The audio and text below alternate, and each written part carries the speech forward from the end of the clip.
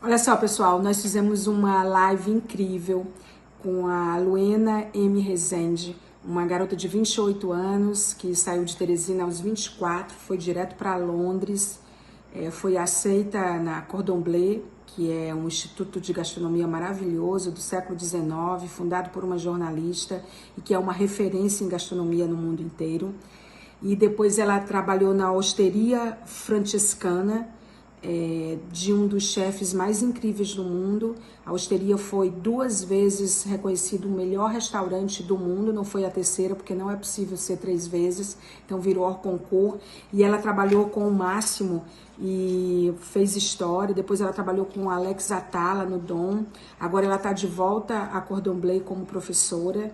E ela é uma pessoa, acima de tudo, humana, que tem os pés no chão e a cabeça no mundo, mas o coração nas pessoas. É parte de uma geração que faz sentido, que entrega valor, que é indiscutivelmente comprometida com o ser humano e que quer impactar o mundo, mas quer impactar não a partir do driver financeiro, do recurso financeiro, do dinheiro, mas quer fazer negócios, business sim, porque pessoas qualificadas como ela precisam viver do que trabalham, do que gostam e do que amam, mas consegue fazer essa conexão de sentido, de poder abrigar, abraçar as pessoas e ver as pessoas dentro desse cluster de gastronomia, né, desse ecossistema de gastronomia serem valorizadas, desde quem produz o alimento até a hora que a pessoa chega e faz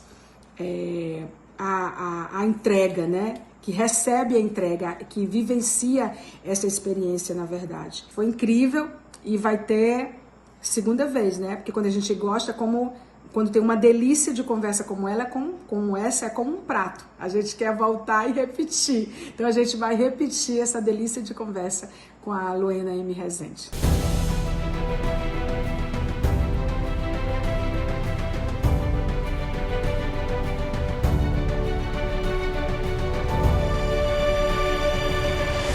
Você estava falando da importância de você encontrar alternativas para valorizar não só o produto local, mas essa mão de obra. Muitos problemas são evitados, hein, Helena?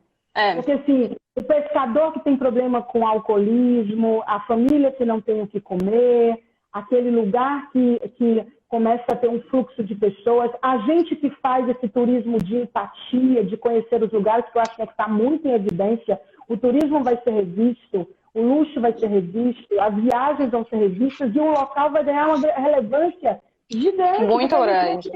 A gente vai querer ter comida mundial de qualidade aqui. O que é um padrão de comida? Pergunto para você, o que é um padrão de uma comida mundial, internacional, bem feita?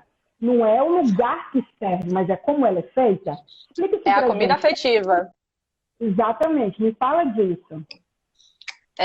Gastronomia é muito relacionada com amor.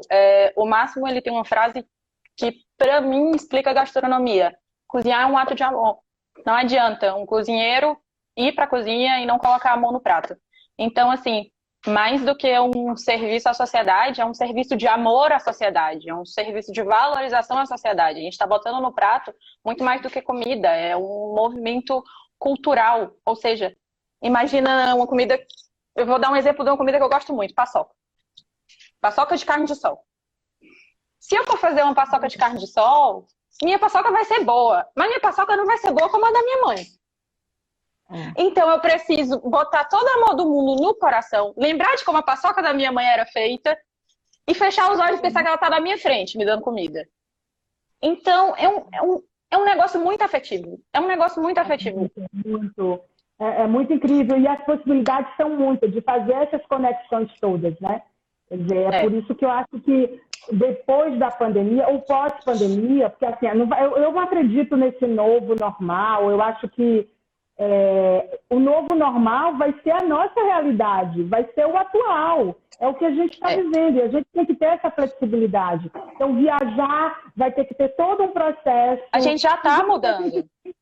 já mudou, gente, já está rodando, entendeu? A gente tem que se acostumar com isso. E a gastronomia local, ela vai ser muito relevante no sentido de oferecer essas experiências que a gente só achava que tinha fora do lugar que a gente mora, do país que a gente mora. Não é isso, Lena, que você está falando? É verdade. Por exemplo, a gente... Vou dar um exemplo básico. A gente pensa na Itália, principalmente na região da Toscana, a gente lembra das trufas.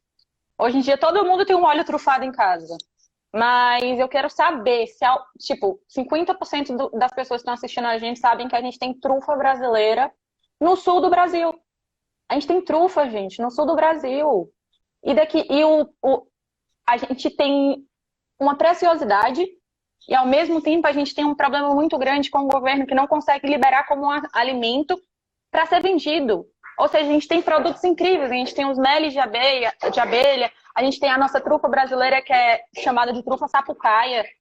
E a gente não consegue vender ainda por burocracias determinadas pelo governo.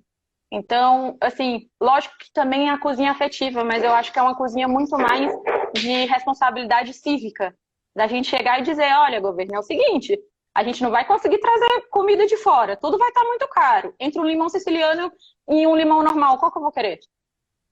Me ajuda aí. E se você fosse abrir um negócio gastronômico hoje, qual seria? Você, Luana. Então, economicamente pensando, para agora, nesse minuto, acho que o mais viável seria realmente um delivery. Mas eu não faria um delivery de arroz e feijão. Fazia um delivery do meu jeito, valorizando o que eu tenho de melhor na região que eu tô. Então, eu acho que hoje em dia, se eu fosse abrir alguma coisa, seria, por enquanto, delivery. Até porque a gente não consegue imaginar o cenário nos restaurantes, por enquanto. E habilidades? Alguém que tem interesse na gastronomia, ela precisa ter hoje, considerando o próprio segmento de gastronomia e considerando o que estamos aprendendo com essa pandemia. Eu acho que a habilidade mais importante para um profissional de gastronomia é a humildade. É entender que você sabe, mas que você tem muito mais a aprender. Então, eu acho que até hoje é o melhor conselho, digamos assim, que eu consigo dar para as pessoas que querem seguir a carreira de gastronomia. Sejam humildes, admitam que vocês não sabem tudo e vocês vão se dar a oportunidade de aprender muito mais. Fora isso, eu acho que é questão de mesmo ter muita garra e ir atrás. O cenário gastronômico não é um cenário muito fácil. A gente trabalha muito, infelizmente a gente tem salários muito baixos. Então, é você se apegar a uma coisa que você realmente gosta, você ter certeza que é aquilo que você gosta, você lutar todo dia para chegar a passos de formiga numa posição melhor. Então, eu diria, as duas características básicas para mim seriam essas. As faculdades, os institutos, os ensinos técnicos, quem qualifica esse profissional ensina isso? Porque assim, o professor hoje ele é um mediador e um curador de conteúdo, né? Quer dizer, é aprender, é desaprender, é ter essa flexibilidade, mas dentro desses ambientes acadêmicos ligados à gastronomia, isso é falado, tratado academicamente? Isso é discutido? Porque eu sinto falta um pouco dessas habilidades essenciais, que são as core skills, delas serem apresentadas academicamente, porque a gente pode desenvolver essas habilidades. Criatividade, por exemplo, ninguém nasce criativo. A criatividade você aprende, você tem que praticar, não é? Então, assim, isso se ensina, é possível ensinar isso? Tem alguém que ensina isso? A Cordon Bleu ensina isso? A Cordon Bleu ensina. Ela ensina tão bem que às vezes os alunos levam como se fosse uma crítica. Porque a gente fica puxando mesmo a orelha, dizendo, seja mais humilde, entenda que você não sabe de tudo, pergunte mais. E eu aprendi sobre humildade na Le Cordon Bleu. Para eu conseguir a minha vaga com o Máximo Bottura, eu tive que ser humilde o suficiente para dizer, cara, eu tô aqui, acabei de sair de uma escola, mas eu quero aprender com você, independente se é a melhor escola do mundo ou não. Então, lá a gente vê isso. Mas, assim, outros locais que eu já frequentei, valorizam mais o conteúdo, como, por exemplo, como assar a carne de uma maneira perfeita, como fazer um fundo perfeito, do que o conteúdo do ser humano, que é o que vai se desenvolver ao longo do tempo. Quem se desenvolve é a gente. Quem está desenvolvendo a gastronomia é a gente, somos nós seres humanos, a gente que tem que evoluir, para levar o resto junto. São naturezas que se encontram, né? A natureza humana com a própria exuberância da natureza que faz tudo para a alimentação, que é tudo retirado, e a gente tem, inclusive, que ter respeito a esses ciclos da natureza do que está sendo ofertado. Eu sempre via a gastronomia como os ciclos, como era a moda antes, que não vai ser mais. Você respeitar os ciclos da região e o que aquela região te oferece dentro daqueles ciclos e você fazer pratos vazios disso. A gente tem dificuldade de encontrar isso. Os restaurantes, eles oferecem o mesmo tipo de prato o ano inteiro, mesmo que as estações mudem. A gente tem o tempo da manga, o tempo do caju, como tem na Europa, na Itália, os seus tempos com os seus alimentos, a sua oferta de alimentação vinda da natureza. Esses ciclos precisam ser respeitados, né, Lena? É verdade. Muitas pessoas me perguntam o que podem fazer para contribuir com o meio ambiente ligado à gastronomia. Ah, mas vocês fazem carne. Ah, mas vocês não são vegetarianos, não estão na cozinha vegana, ou coisas do tipo, entendeu? E na realidade, a gente pode fazer a gente não precisa começar se jogando do trampolim mais alto. A gente pode começar botando o pezinho dentro da piscina. Então, por exemplo, vou dar um exemplo. A carne, hoje em dia, aqui no Brasil, ela é um dos maiores responsáveis pelo desmatamento. Ela é um dos maiores responsáveis pela cadeia de carbono e a cadeia hídrica. Sistema de poluição gerado pela carne é enorme, enorme, enorme. Mas eu sou uma consumidora de carne. Só que como que eu faço para ser uma consumidora? Eu ia perguntar isso. Mas como que eu faço isso? Eu sou uma consumidora de carne. Eu sei que eu tenho que evoluir, que um dia, se Deus quiser, eu vou conseguir parar de comer carne. Hoje em dia eu ainda não consigo. O que eu faço? Eu pesquiso. Hoje em dia eu sei que, dependendo da qualidade da carne e do produtor que você vai comprar, você pode também fazer parte da responsabilidade social dos 80% de desmatamento que o ciclo da carne gera no Brasil. A gente tem que saber, por exemplo, que os subsídios dados para os grandes produtores de carne aqui no Brasil são os maiores subsídios da cadeia produtora agrícola. Então, a gente tem que exigir das nossas autoridades que, por exemplo, vou dar um exemplo do que eu poderia exigir.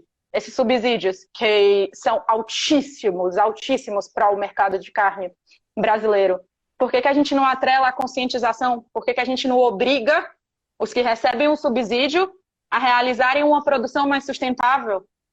Por que a gente não obriga eles a fazerem um reflorestamento, já que eles são responsáveis pela maior parte do desmatamento do Brasil?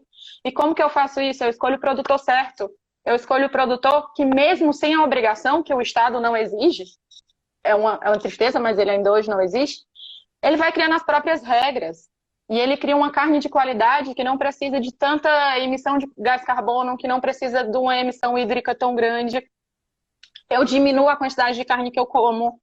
Sei lá, diminuir um dia na semana, 2 dias na semana, já vai fazer uma diferença muito grande. Se cada cidadão fizer isso, a gente consegue uma mudança muito grande. Só que é como eu disse antes, é uma responsabilidade cívica. Eu faço isso. E eu estou falando isso aqui porque eu quero que as pessoas que estão do outro lado também entendam que a gente tem essa responsabilidade cívica de correr atrás do que a gente está consumindo. Eu acho incrível o que você está falando, porque, na verdade, isso nos leva a imaginar que, nesse futuro presente, a gente precisa juntar mercados. Porque, assim, o que você fala é design de causa. Não é só sobre gastronomia, mas é movimentar toda uma cadeia produtiva com valor, com entrega de valor. Né? E aí você conecta meio ambiente, você conecta agricultura familiar, você conecta economia solidária, você conecta gastronomia, você conecta luxo, porque luxo é você ter comida de qualidade acima de tudo. Exatamente. Né? Comida que não te adoece. Isso é alta gastronomia. Exatamente. Exatamente. Tem que ter realmente tudo a ver o que você está falando com essas coisas. Se você tivesse um restaurante hoje, seria isso que você faria? Esquece que a gente está no meio da pandemia. Você não vai montar um restaurante, Luena? Você pensa em fazer isso com quantos anos? Quando que a gente vai no restaurante da Luena M. Rezende? Tá mais perto do que longe. E sim, eu penso em abrir um restaurante, mas assim, a abertura de um restaurante para mim é secundária. Eu levo muito em consideração a responsabilidade que a gente tem como chefe. Então, abrir um restaurante para mim é abrir porta para outras oportunidades, é abrir porta para o produtor local, é abrir porta para abrir um restaurante em que eu possa alimentar as pessoas que morrem de fome. A gente sabe que tem muita gente morrendo de fome, inclusive no Piauí. Então, assim, abrir um restaurante para mim é conseguir um capital suficiente que eu consiga fazer girar e conseguir conhecimento para fazer com que outras metas sejam alcançadas. Então, sim, eu vou abrir um restaurante, mas junto com o restaurante eu vou abrir milhões de outros projetos que vão estar interligados com a base que vai ser o restaurante. É uma inspiração, porque assim, você fala valorizando o que você aprendeu e assim, sem o constrangimento. É você querer ser transformadora social, quer dizer, e conectar esse lado social que envolve a alimentação e fazer um trabalho super bonito que faz total sentido. Gente, nós estamos encerrando a segunda década do século XXI. A gente é impossível, é constrangedor a quantidade de pessoas que passam fome. Quando a gente vê uma chefe com a formação que a Luena tem, com a experiência que ela tem e com a pouca idade, mas muita visão e percepção, você traz esperança para a gente. Porque assim, você fala de negócio, porque assim, você está falando de um negócio, mas de um modelo de negócio que é integrador, que abraça as pessoas, né, que conecta causas. Isso é muito incrível. E eu acho que é um caminho sem volta essa coisa da colaboração, sabe? Do meio ambiente, porque o que está acontecendo aí foram as nossas loucuras com o meio ambiente, né? Foram misturar comer bichos selvagens, e aí tinha problemas de alimentação na China, aí aprovava lei, tirava, ia para os mercados, não ia, e aqueles bichos selvagens que não foram feitos para serem comidos, embora fosse excêntrico, e para os mercados mais loucos do mundo comer as coisas mais loucas do mundo, eu quero até saber qual foi a coisa mais louca do mundo que você já comeu, e aí a gente não se tocar que em termos de meio ambiente, Lé com Cré não falava ali. Né? Aí ninguém percebeu que uma hora esse negócio ia estourar, e agora a gente vai ter que conviver com isso o tempo inteiro. Né? A gente tem que ter né? A gente tem que ter um modelo de negócio economicamente produtivo, tem que ter um modelo social, ambiental, economicamente produtivo. Não adianta de nada a gente fazer como a gente estava fazendo antes do Covid, ou seja, querer abraçar o mundo com as pernas sem se preocupar com leis que efetivassem realmente a higiene, o cuidado com o alimento, o cuidado com o meio ambiente, abraçar o mundo com as pernas e querer se jogar numa piscina de dinheiro, se a gente não consegue equilibrar. O mundo tem que ser equilibrado. Senão, hoje é o Covid, daqui a pouco vai ser outra coisa. Se a gente não conseguir tirar dessa crise que a gente está vivendo uma lição para mudar e para melhorar, daqui a pouco a gente vai ter outro baque. A gente não estava preparado porque a gente não queria estar preparado. As tuas referências, elas te humanizaram mais, entende, Helena? Eu olho para você e vejo uma garota madura, humana, do ponto de vista de tudo que você cria, você está pensando nas pessoas. E antes dessa pandemia mesmo. Minha filha, quando essa pandemia passar, eu não sei, você vai fazer milhões de coisas. Ah, se Deus quiser. Fica imaginando uma aula tua, Luana. Como que não deve ser? Você dá aula do quê hoje na Cordon Bleu? Lá eu fico como chefe assistente no setor de confeitaria. Na realidade, quando eu fui contratada... Engraçada essa história. Quando eu fui contratada, eu achava que eu ia ficar na cozinha quente. Porque no Dom eu fiquei na cozinha quente. E aí, no dia que eu cheguei lá, a Renata Browne, que é a diretora da escola, olhou pra mim e falou assim: minha filha, seja bem-vinda. Olha, pegue seu uniforme, vá lá na cozinha. Você tá na confeitaria hoje, viu? Tudo bem. Mas você ama, porque foi o curso que você fez lá também, né? Os cursos que você fez lá, né? Escolher sair da zona de conforto. Não era nem zona de conforto, que era uma zona de conforto muito puxada também.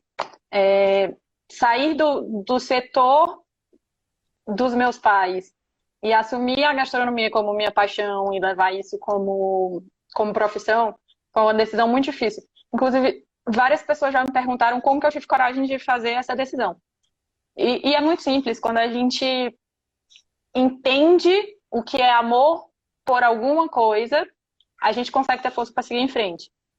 Então, eu sou ariana, eu sou uma pessoa muito intensa. Se eu amo muito. Se eu não gosto mesmo.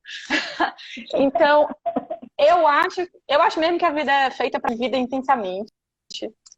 E se a gente gosta de uma coisa e tem dúvida, lógico que racionalmente, né, tomando uma decisão de uma maneira racional, não tem por que a gente não correr atrás do nosso sonho. Eu imagino que você tem outros voos. O que você imagina para si? Você é uma garota ainda. Eu não consigo imaginar que eu vou fazer poucas coisas. Então, eu espero que tenham muitas oportunidades aí pela frente. Adoro ser professora, mas eu sei que vai ser uma coisa que não vai durar pro resto da vida, realmente. E abraçar a causa da gastronomia, da responsabilidade social, da empatia, tudo isso junto e misturado. Meu trabalho é inspirado em pessoas, eu faço conexões, a minha vibe é fazer conexões. Eu tenho um projeto chamado Futuros Visíveis, onde eu entrevisto pessoas. Aí eu comecei a fazer esse trabalho no final de dezembro e a última entrevista que eu exibi foi do Marcelo Evelyn falando sobre a arte. E é incrível porque... Sensacional. Eu conversei com profissionais que já atuavam pensando como se a gente estivesse numa pandemia. Então, são entrevistas de muito valor e significado. É uma websérie que está no meu canal. Essa entrevista da Luena faz parte do Futuros Visíveis, que é mostrar pessoas que estão conectadas, que trabalham de forma produtiva, que estão conectadas ao humano. Então, o nosso foco no Futuros Visíveis é isso. Então, está em todas as minhas redes sociais e todo no canal. E essa entrevista vai para o meu canal no YouTube e a gente vai divulgar.